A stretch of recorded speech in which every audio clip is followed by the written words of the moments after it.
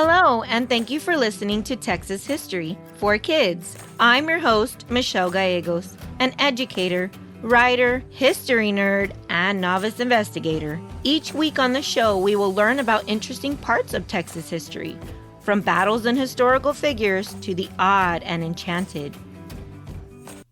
Hey guys, and welcome back to another episode of Texas History for Kids. Thank you for tuning in every Monday as usual. Today's episode number 31 is entitled Mobile Libraries. So we are going to learn about the really cool part of Texas history, which includes mobile book libraries. Imagine living in a small town in Texas over 100 years ago. You love reading, but the nearest library is miles away and you don't have a car. One day, you hear the sound of a wagon approaching, and it's filled with books just for you. This is the story of how mobile book libraries brought joy to kids just like you.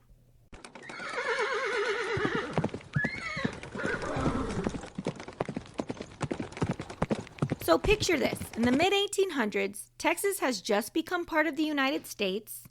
The state is huge, with towns and farms spread all over the place. And back then, there weren't many schools, and books were even more hard to come by. But some clever and kind people had a great idea to bring books to everybody, everywhere. They created mobile book libraries, which means libraries would be able to move from place to place. Now, one of the first people to do this was Dr. Adolf Douai, who came all the way from Germany to Texas in the 1850s. He first settled in New Braunfels, Texas, where he started a school. Later, he moved to San Antonio and began a newspaper called the San Antonio Deutsche Zeitung. He loved books and believed everyone should be able to read them and learn, no matter where they lived. So he started a traveling library. Can you guess how they moved the books around? They used horse-drawn wagons, horse and buggies, you guys. Dr. Douai said, "A book in the hand of a pioneer is as powerful as a plow in the field." So what exactly does that statement mean? Well, imagine a farmer using a plow to prepare the soil for planting his seeds. The plow is a tool that helps the farmer grow food. Without it, the farmer would have a hard time getting the soil ready for planting. Now, think of a book as a tool for your mind. When you read a book, you learn new things, just like the farmer grows his food. Books give you knowledge, teach you new ideas, and help you to understand the world a little bit better. So just as the plow is very important for a farmer to grow crops and feed people, a book is very important for a person to grow their knowledge and improve their life. Both tools are very powerful because they help people achieve important things, growing food and growing minds. He packed his wagon with books about science, stories, and how-to guides. When he arrived in town, people were so excited to borrow the books and learn new things. In the newspaper, Dr. Douai wrote articles against slavery, which made some people very angry. Because of this, he faced many threats and lost a lot of money. He had to leave Texas in 1856. However, he is probably most known for the things he did outside of Texas. When he left the state, the doctor moved his family to Boston, Massachusetts, where he started the first kindergarten in the United States in 1859. His belief in education followed him everywhere he went. If you or your child have benefited from our podcast, why not pay it forward? Word of mouth is the best source to get things out. Share the show with friends who you know love to explore Texas history. The first 5 episodes come with free resources designed to enhance learning. With episodes lasting 15 minutes or less, they're perfect for those in-between moments or fast finishers. Click the link in the show notes to sign up for Texas History for Kids newsletter and get free resources. Spread the word today, friends. Back to the show. The earliest libraries were collections of written records in temples and palaces, and they are included in archives in ancient Egypt and Greece. The most famous library of Alexandria, established in the 3rd century BCE, aimed to collect all the knowledge of the world. There were also medieval libraries too. During the Middle Ages, monasteries and universities in Europe housed significant libraries. Monks even had to copy text by hand, preserving ancient works and religious manuscripts. This would take years for them to complete sometimes. It was during the Renaissance period when the invention of the printing press in the 15th century changed libraries by making books more accessible, mostly because it could take a long time to handwrite an entire book. During the Enlightenment period, the idea of book libraries that were open to everyone began to take shape. So in the 19th century, public libraries became more common, especially in Europe and North America. Popular philanthropists like Andrew Carnegie funded thousands of public libraries. Did you know there's a bookmobile in Colombia called the Biblioburro?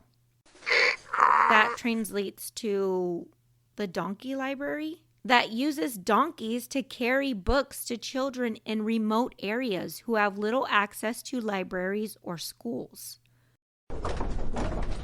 There is a man that rides his donkeys for hours to deliver and read books to kids. I'll put a link in the show notes to a video. It's pretty amazing to see this happening because he's not just traveling such long distances, but he's going through a lot of issues such as rough terrain, muddy grounds. There are no streets. He's literally riding his donkeys and the wagon through muddy areas where he could get stuck, but that doesn't stop him. In the United States, the first bookmobile was introduced in 1905, Maryland. These mobile libraries were more than just about books. They brought people together. Imagine a town, small, very far away from the city, getting a visit from a book wagon. It was a huge event in those days. People would come from all around to borrow books, chat with their neighbors, and share stories. It was like a traveling party of knowledge and fun. These mobile libraries carried a variety of books, including picture books, storybooks, and educational books, and even books for adults. They made it easy for everyone to find something fun or interesting to read. Bookmobiles carry all sorts of books that teach about different cultures, places, and ideas. So without them, people might not learn as much about the world outside their own communities. As Texas grew and changed, so did the mobile libraries. In the early 1900s, cars started to replace horse-drawn wagons. The Texas Federation of Women's Clubs got involved and helped to continue the bookmobiles. Kids would be so excited when the bookmobile arrived. They would line up, eager to borrow new books. For many children in the rural parts of Texas, the bookmobile was their first chance to read fun stories and learn about the world outside of their town. So, what would happen if bookmobiles were never created? Like, what would have happened if these traveling libraries never even existed? So without bookmobiles, many children in remote areas or rural areas wouldn't have books to read, obviously. This would make it harder for them to learn and to read and to enjoy stories altogether. Schools in these areas might not have had enough books, so kids wouldn't have the opportunity or access to explore new topics and improve their reading skills.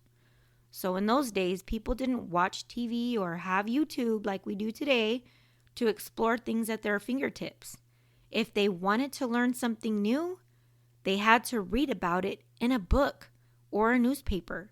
Today, the spirit of these early bookmobile libraries live on. It's all thanks to those early pioneers who believed in the power of books and learning.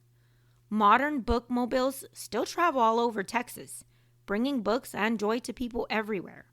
Although a lot has changed, Now you could say we're sort of in a digital divide. Today's modern bookmobiles include computers with internet access, helping people who don't have these things at home. These people might struggle to get online and learn new digital skills. This would make it harder for them to do things like homework, looking for jobs, or staying connected in the world. Bookmobiles are super important because they bring books, learning, and technology to everyone, especially those who can't easily access it on a regular basis. They help kids learn to read, bring communities together, and make sure everyone has a chance to succeed. So, in all, if bookmobiles had never been created, many people would miss out on all of these awesome benefits. Well, that's the end of today's episode for Texas History for Kids. I hope you enjoyed learning about the amazing story of bookmobile libraries in early Texas and can appreciate books just a little bit more. If you like this episode, don't forget to subscribe, rate, and review my podcast. Join me next time for more exciting stories of Texas history. Until then, don't forget to visit your local library or bookmobile. And remember, the more you read, the more you know. This week's question is, imagine what it would be like to wait for a bookmobile. What book would you hope the bookmobile would bring to you or your community? Send me your answers or even draw a picture of your dream bookmobile and email it to me. michellegallegos.author@gmail.com. Thank you for listening, and remember, yesterday is today's history.